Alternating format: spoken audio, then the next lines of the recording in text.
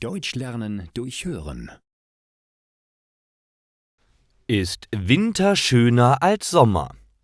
Julia steht am Fenster und sieht nach draußen. Es ist Winter und es schneit. Alles ist weiß.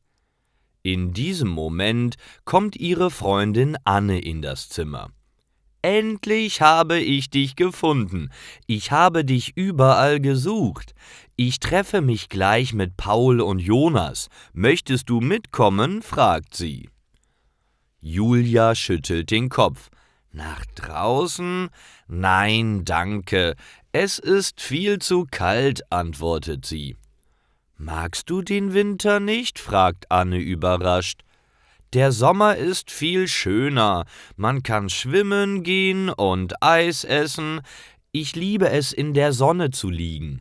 Im Winter ist es kalt und nass«, sagt Julia. »Ich ziehe einfach eine dicke Jacke an.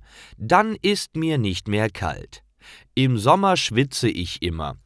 Außerdem fahre ich gerne Ski oder baue einen Schneemann. Das geht im Sommer nicht. Willst du wirklich nicht mitkommen? Wir wollen mit unseren Schlitten fahren. Das macht so viel Spaß«, antwortet Anna. Julia überlegt kurz.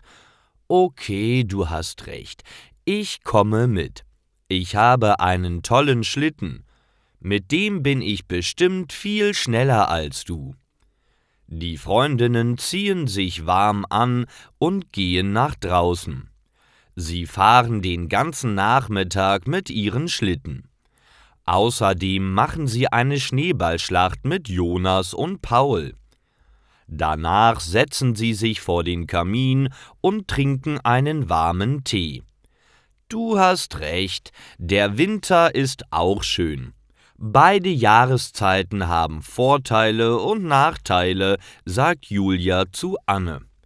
»Genau, es ist egal, ob es warm oder kalt ist. Mit seinen Freunden kann man immer viel Spaß haben«, antwortet Anne und lacht.